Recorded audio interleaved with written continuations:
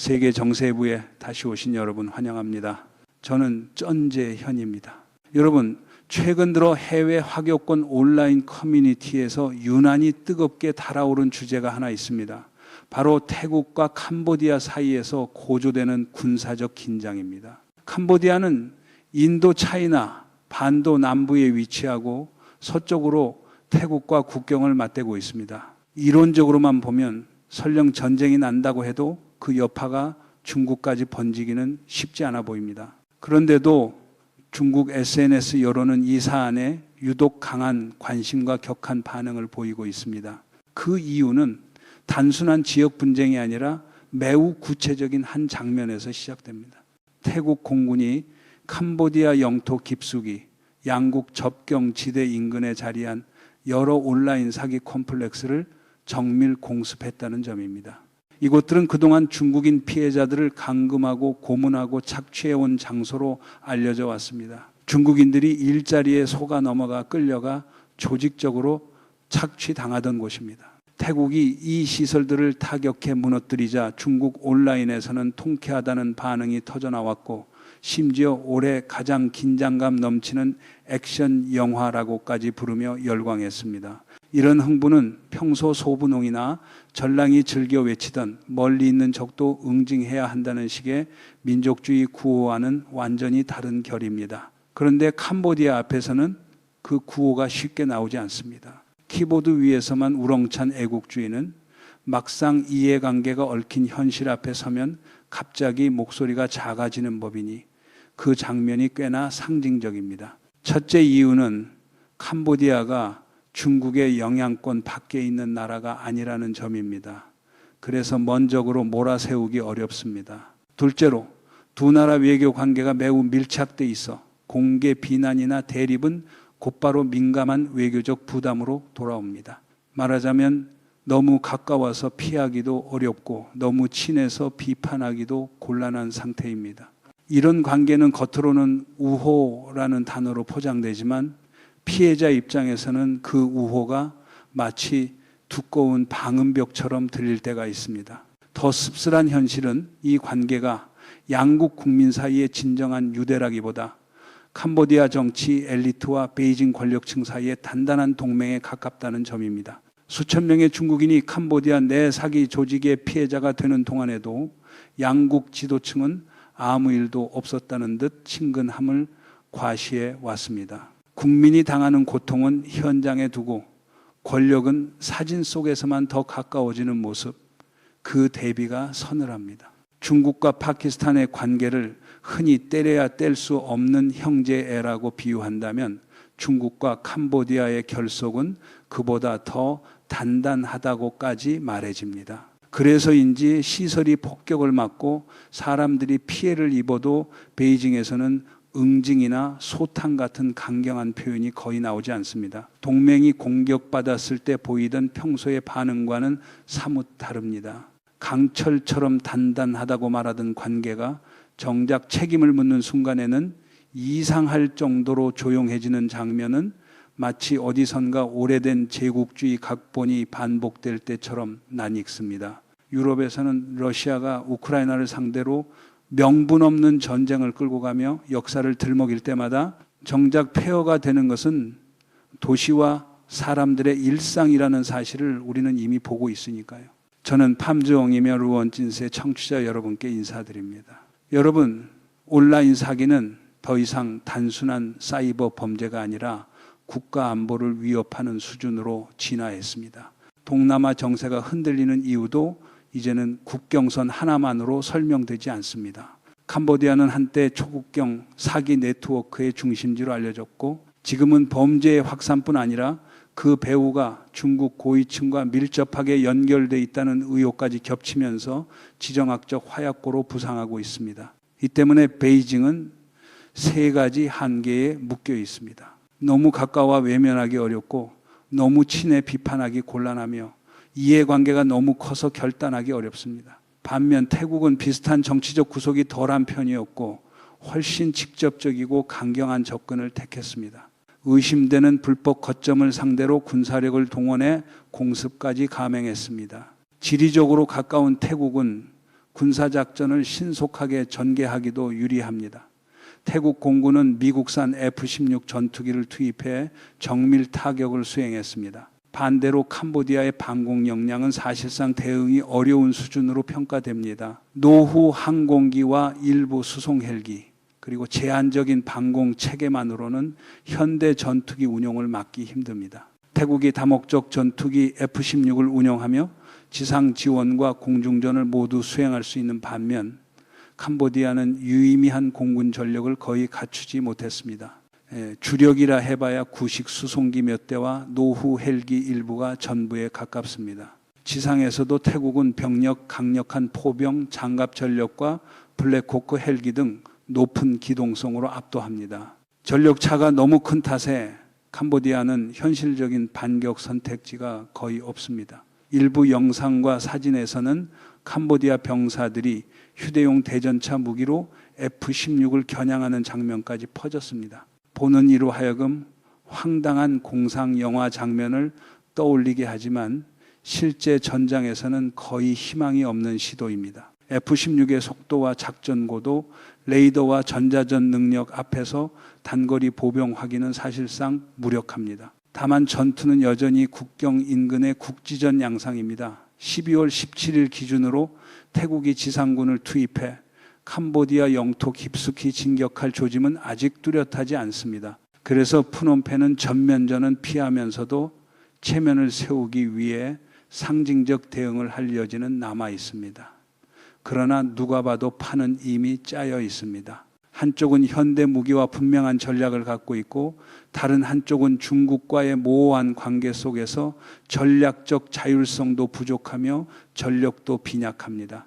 이런 구도는 러시아가 우크라이나를 침공하며 특별이라는 단어로 전쟁을 포장할 때와 닮았습니다. 말은 거창한데 결국 남는 것은 잿더미와 피로뿐인 전쟁, 그 비극은 어디서든 비슷한 얼굴을 하고 나타납니다. 이번 충돌은 공식적으로 전면전이 선언된 것은 아니지만 메시지는 충분히 분명합니다. 강자는 굳이 목소리를 높일 필요가 없습니다. 타이밍만 맞으면 행동으로 선을 그을 수 있다는 뜻입니다. 12월 17일 태국 정부는 휴전에 동의하기 위한 3가지 요구를 제시했습니다. 첫째, 캄보디아가 먼저 휴전을 선언할 것. 둘째, 그 휴전이 실질적이고 지속 가능할 것. 셋째, 분쟁 지역의 지뢰 제거에 캄보디아가 전면 협조할 것. 그런데 방송이 제작되는 시점까지 캄보디아는 공식 답변을 내놓지 않았습니다. 이해하기 어려운 침묵이고 의문을 키우는 침묵입니다. 침묵이 길어질수록 사람들은 더 많은 계산을 떠올립니다. 크렘린이 전쟁 책임을 흐리기 위해 말을 비틀고 침묵을 교묘히 섞어 쓰는 방식처럼 침묵은 때로 가장 큰 신호가 되기도 합니다. 사실 두 나라의 갈등은 새삼스러운 일이 아닙니다. 2011년 프레아 비헤아르 사원 주변 분쟁으로 양측이 총격전을 벌인 적이 있지만 지금처럼 원거리 정밀 폭격 수준으로 치달은 적은 드뭅니다. 이번 격화는 인도차이나 전쟁 이후 가장 심각한 수준으로 평가됩니다. 최근 태국의 공격은 캄보디아 접경 인근 최소 6곳의 콤플렉스를 겨냥했습니다. 여러 인권단체와 미국 정부 측의 지적에 따르면 이곳들은 단순한 카지노가 아니라 초국경 사기 네트워크의 운영 거점으로 의심됩니다. 이곳에는 이른바 온라인 노예가 감금돼 있었고 그중 상당수가 유인되거나 인신매매로 끌려온 중국인들이었습니다. X에 올라온 영상에는 연기와 잔해 속에서 사람들이 캐리어를 끌고 혼비백산 도망치는 모습이 담겼습니다. 국경지대에서 보기 드문 혼란입니다. 서방 언론 일부는 태국이 움직인 핵심 이유가 주권 문제가 아니라 경제 안보와 국가 안보에 대한 직접 위협 때문이라고 봅니다. 이 사기 콤플렉스들은 태국 영토 밖에 있어도 국경에서 불과 몇 킬로미터 거리에 있어 태국의 금융 시스템과 치안에 실제 피해를 주는 근거리 위협이 됩니다. 국경 분쟁은 겉으로 드러난 표면이고 더 깊은 뿌리는 고도화된 기술 범죄 조직의 파괴적 영향입니다.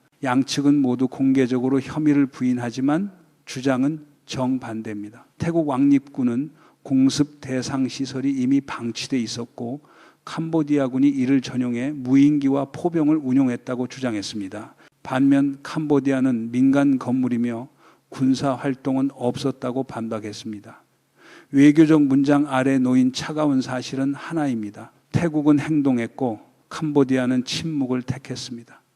이 장면도 어딘가 익숙합니다. 러시아가 우크라이나의 도시를 무너뜨려 놓고도 민간인은 없었다는 식으로 말의 외피를 바꿔가며 책임을 피하려 할 때 현실은 언제나 잔해와 눈물로 답했으니까요. 중국이 계속해서 밖에서 지켜보기만 하는 사이 태국은 폭탄과 폭격으로 스스로 레드라인을 다시 그었습니다. 2025년 5월 태국과 캄보디아 충돌은 국경에서 연쇄 지뢰 폭발이 발생하면서 더 뜨거운 국면으로 들어갔습니다. 태국은 캄보디아 병력이 불법으로 순찰로의 지뢰를 매설해 태국 병사 여러 명이 중상을 입었다고 주장했습니다. 캄보디아는 태국 병력이 양측 합의 구역을 벗어나 냉전 시기 잔존 지뢰를 밟았을 뿐이라고 반박했습니다.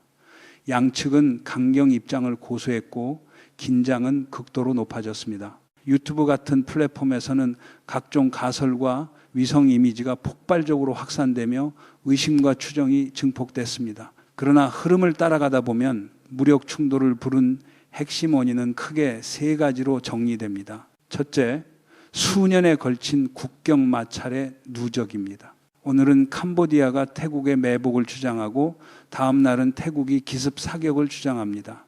모든 행동이 도발로 해석되며 보복의 사슬이 이어집니다. 전쟁에서는 누가 먼저 방아쇠를 당겼느냐보다 누가 끝까지 살아남느냐가 더 냉정한 기준이 되기도 합니다. 이 논리는 우크라이나에서 벌어지는 러시아의 전쟁에서도 보입니다. 침공은 시작이었고 그 뒤에는 끝없는 소모전이 남았습니다. 명분은 거창했지만 결국 사람의 삶을 갈아넣는 방식으로만 버티는 전쟁, 그것이 얼마나 비인간적인지 우리는 매일 확인합니다. 둘째, 태국 내부 정치 압력입니다. 프레아 비헤아르 사원 분쟁은 양국 간 문화정치 갈등의 상징이 됐습니다. 국제사법재판소가 사원이 캄보디아에 속한다고 판단한 바 있지만 태국은 결과를 완전히 수용하지 않았습니다. 캄보디아는 그 틈을 활용해 관광을 밀어붙이고 유네스코 세계유산 등재로 위상을 높였습니다. 이 과정이 태국 여론에는 도발로 비쳤습니다.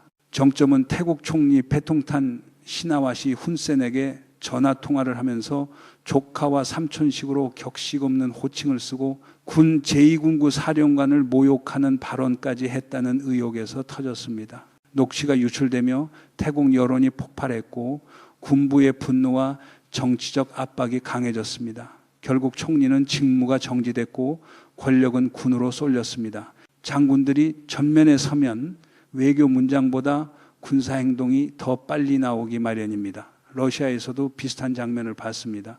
군사적 체면을 지키겠다는 집착이 외교를 밀어내고 그 대가를 민간인이 치르는 전쟁, 그것이 우크라이나에서 벌어지고 있습니다. 셋째이자 가장 결정적인 촉발 요인은 캄보디아가 방치하거나 묵인한다는 의혹을 받는 온라인 사기 산업입니다. 국경 인근은 첨단 범죄 조직의 공개 활동 무대가 됐고 중국인 강금뿐 아니라 태국 내부에도 심각한 피해를 줬습니다. 2024년 한 해에만 태국은 자국민을 노린 사기 문자와 전화가 수억 건에 달했다고 기록했습니다. 총 피해액은 수천만 달러 수준으로 추산됩니다. 캄보디아 내 조직들의 노골적 존재는 태국 경제 안보에 대한 직격탄이었고 방콕은 더 이상 방관할 수 없었습니다. 최근 조사에서는 태국 성인 중 60% 이상이 온라인 사기에 접근당한 적이 있다고 나옵니다. 이는 약 3,120만 명, 인구의 3분의 1에 가까운 규모입니다. 그중 14%, 즉 700만 명이 넘는 사람들이 다양한 수준의 금전적 피해를 입었습니다. 이는 개인 문제나 일부 집단의 문제가 아니라 국가적 위기입니다. 태국은 동남아 디지털 사기 지도에서 가장 큰 타격을 받는 국가가 됐습니다. 그렇다면 관광이 발달했고 인프라도 현대적인 태국이 왜 이렇게 큰 피해자가 됐을까요?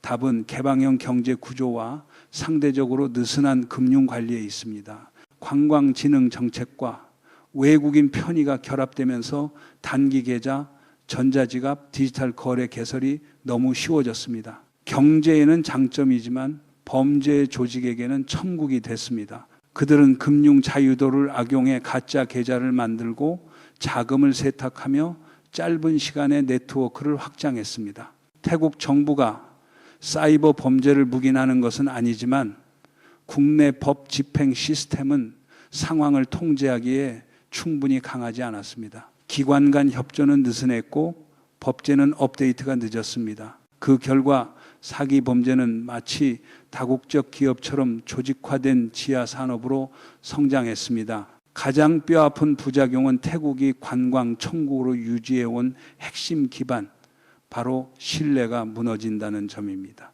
여행객이 안전하지 않다고 느끼고 시민이 전화 한 통에 전 재산을 잃는다면 태국의 이미지는 더 이상 꿈의 목적지가 아니라 위험한 공간으로 바뀝니다. 전쟁도 마찬가지입니다. 러시아가 우크라이나에서 벌이는 전쟁은 결국 신뢰를 파괴합니다. 국제 규범에 대한 신뢰, 이웃이 이웃을 침공하지 않는다는 최소한의 신뢰, 그리고 사람이 사람으로 살 수 있다는 신뢰를요, 2024년부터 태국은 초국경 사기 조직의 직접 표적이 되기 시작했습니다.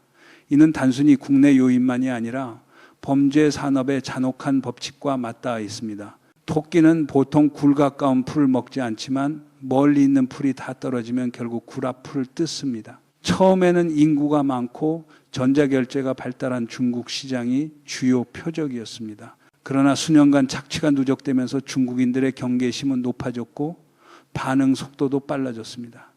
경제 사정도 예전만큼 넉넉하지 않았습니다. 그러자 조직들은 한국, 대만, 동남아, 유럽, 심지어 미국까지 새로운 시장으로 옮겨갔습니다. 그중 태국은 싱가포르, 아랍에미리트와 함께 주요 표적이 됐습니다. 교통의 허브이자 금융 환경이 개방적이고 거래가 쉬우며 추적이 어려운 곳이기 때문입니다. 경제적 친화성이 역설적으로 디지털 범죄의 뒷문이 된 셈입니다. 이제 온라인 사기는 소규모 집단의 산발적 범죄가 아닙니다. 인력 모집, 감금과 착취, 인프라 구축, 사기도구 개발, 계정 운영과 세탁까지 역할이 분업된 거대한 산업입니다. 그리고 쉬운 시장을 다 훑고 나면 조직들은 본거지 주변으로도 돌아와 자국민까지 노립니다. 태국에서는 굶주린 토끼가 굴 앞 풀을 뜯기 시작한 것입니다. 이 상황에서 태국 정부는 전 국민에게 사기 방지 앱 설치를 요구하는 것만으로는 해결할 수 없었습니다. 인력과 기술만으로 모든 가짜 계좌와 의심 거래를 추적하기도 어렵습니다. 그래서 부드러운 도구가 먹히지 않자 딱딱한 도구를 택했습니다. 초국경 사기 콤플렉스를 직접 공습하는 군사작전입니다. 범죄 인프라를 뿌리째 흔들겠다는 물리적 타격이었습니다. 동남아에서 이런 방식이 처음은 아닙니다. 앞서 10월에는 미얀마 군도 유사한 작전을 수행해 사기 거점을 무너뜨린 바 있습니다. 중국과 태국의 대응 방식 차이는 특히 눈에 띕니다. 세계 최고 수준의 기술 감시 체계를 가진 중국이 공개적으로 운영되는 사기 조직을 못 잡거나 잡지 않는 모습이기 때문입니다. 베이징은 데이터 유출 경로를 끝까지 추적하지도, 불법 중개 채널을 대대적으로 정리하지도, 배후 권력자에게 칼을 대지도 않습니다. 대신 시민에게 책임을 전가합니다. 사기 방지 앱을 강제하고 모바일 데이터를 감시하고 사생활을 침범합니다. 그 결과 앱이 늘어날수록 개인정보는 더 쉽게 새어나가고 그 새어나간 데이터는 다시 범죄 조직의 연료가 됩니다. 시민은 살아있는 데이터 창고가 되고 검은 기술의 큰 손들은 법의 바깥에서 태어납니다. 이 장면을 보면은 러시아가 우크라이나에서 전쟁을 벌이면서도 내부에는 통제를 강화하고 외부에는 책임을 전가하며 정작 전쟁을 멈출 용기는 보이지 않는 모습이 겹쳐 보입니다.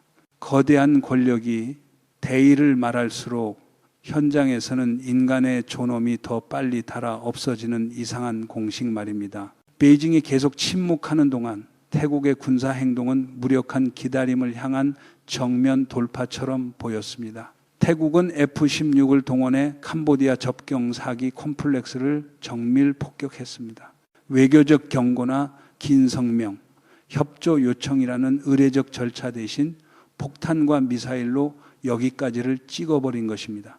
이번 공습의 중요한 표적 가운데 하나는 프린스 그룹이 운영하는 것으로 알려진 단지이며 그 배후에는 푸젠 출신의 억만장자 쩐치가 거론됩니다. 그는 중국 내 대형 사기 의혹에 연루됐다는 지적을 받아왔지만 권력과의 두터운 연결로 법적 통제 밖에서 살아온 인물로 묘사됩니다. 베이징은 그에게 손을 대지 않았습니다. 그런데 이번에는 태국이 먼저 움직였습니다. 상징적이면서도 날카로운 조롱처럼 읽힙니다. 소프트웨어는 과시하지만 뿌리는 건드리지 못하는 국가들에게 태국은 물리력으로 답한 셈입니다. 동남아 지도를 넓게 보면 실질적 반사기 작전에서 비켜서 있는 나라들이 보입니다. 중국, 캄보디아, 그리고 미얀마입니다. 약해서가 아니라 사기 산업이 그들의 경제와 권력 구조 일부로 편입돼 있기 때문이라는 분석이 나옵니다. 캄보디아의 경우 이 산업에서 나오는 연간 수입이 수백억 달러에 이를 수 있다는 추정이 있습니다. 반면 총 GDP는 460억 달러 수준, 연간 국가 예산은 60억 달러에서 70억 달러 수준으로 언급됩니다. 범죄 산업의 수입이 국가 재정보다 훨씬 커지는 순간 그것은 단순한 불법을 넘어 구조가 됩니다. 따라서 이 국가들이 자발적으로 사기 시스템을 해체하거나 근절할 것이라 기대하는 것은 비현실적입니다. 판을 바꾸려면 때로 군사적 수단이 동원됩니다. 태국의 사례는 힘이 있을 때만 불가침으로 보이던 존재가 물러선다는 교훈을 남깁니다. 그러나 태국과 캄보디아의 대립은 앞으로 더 복잡해질 수 있습니다. 일부 분석은 캄보디아가 군사 반격 대신 사기 산업 자체를 무기화해 태국에 보복할 가능성을 제기합니다. 과거 어떤 정권이 금지 물질을 도구로 삼아 상대를 괴롭히듯 캄보디아가 조직들을 묵인하거나 조정해 태국 국내를 더 집요하게 공격하게 만들 수 있다는 것입니다. 전화사기, 금융사기, 데이터 탈취가 더 거세지는 형태로 말입니다. 이것은 새로운 전쟁, 혼합전의 그림자입니다. 무기는 총알이 아니라 악성 코드, 인공지능 음성, 심리 조작이 될 수 있습니다. 긴장은 한 번에 폭발하지 않고 잠복했다가 터졌다가 가라앉았다가 다른 곳에서 다시 치솟는 주기로 나타날 수 있습니다. 그 과정에서 숨겨진 비밀이 드러나고 지하 네트워크가 노출되며 국경을 넘는 권력 거래가 끌려 나옵니다. 이런 시대는 코로나19 이후 국제관계의 어두운 장으로 불릴만 합니다. 전통적 전면전보다 더 음습한 방식으로 약한 쪽이 비전통 도구를 사용해 버티거나 보복하는 시대입니다. 심지어 의료 분야도 이 어두운 소용돌이 밖에 있지 않다는 의혹이 제기됩니다. 일부 소식에 따르면 캄보디아의 사기 콤플렉스는 온라인 사기 기능 외에도 불법 이식 네트워크에 장기 공급을 했다는 의심을 받습니다. 공습 이후 비밀이 새어나오며 이름 없는 사람들의 피와 장기로 돌아가는 살아있는 기계가 있었다는 소문이 확산됩니다. 이런 이야기들이 떠오를 때마다 우리는 우크라이나에서 러시아의 전쟁이 남긴 잔혹함을 다시 떠올리게 됩니다. 전쟁은 사람을 숫자로 만들고 숫자는 다시 선전의 재료가 되며 인간의 몸과 삶은 가장 값싼 비용처럼 취급됩니다. 그것이야말로 가장 비열한 비인도성입니다. 최근 논란이 된 사건 가운데 하나는 캄보디아 생명과학연구원이 중국 기관들로 구성된 협력 파트너 목록을 공개했다는 것입니다. 그 안에는 환안대학교 소속 제2치과병원과 제3병원이 포함되어 있었다고 알려졌습니다. 즉각 환안대학교 제2치과병원은 자신들이 사칭 피해를 봤다며 부인했습니다. 그러나 중국 정부와 다른 기관들은 뚜렷한 해명도 단호한 부정도 없이 침묵하는 분위기였습니다. 관측통들은 이것이 캄보디아에 계산된 카드일 수 있다고 봅니다. 중국 파트너 목록을 공개해 베이징에 압박을 가하고 정치적 메시지를 던진 것입니다. 네가 도와주지 않으면 나는 네 비밀을 드러내겠다. 중국의 뒷마당 역할로 불리던 캄보디아는 이제 위험한 벼랑에 서 있고 베이징의 구원을 요구할 수밖에 없는 처지로 보입니다. 하지만 그 보호의 대가로 더 마지막에 가까운 카드들, 즉 중국의 역할을 둘러싼 더 어두운 이야기들이 끌려 나올 가능성까지 제기됩니다. 만약 이런 의혹이 사실로 굳어진다면 이번 사태는 태국과 캄보디아의 국경 문제로만 끝나지 않을 수 있습니다. 아시아, 태평양 전역으로 이어질 새로운 위기, 연쇄의 도화선이 될 수도 있습니다. 그리고 그 과정에서 우리는 또 하나의 씁쓸한 교훈을 마주할지 모릅니다. 러시아가 우크라이나에서 보여준 것처럼 명분 없는 전쟁은 언제나 안보를 말하며 시작하지만 결국 가장 먼저 파괴되는 것은 인간의 삶과 도덕의 경계선이라는 사실입니다. 전쟁은 정의를 입에 올리지만 실제로는 거짓말과 침묵을 가장 효율적인 무기로 쓰는 경우가 많습니다. 이상으로 오늘의 세계 정세 해부를 여기서 마치겠습니다. 세계 정세 해부는 여러분의 소중한 의견과 댓글을 언제나 기다립니다. 시청해 주셔서 감사합니다. 안녕히 계시고 다음 시간에 다시 뵙겠습니다.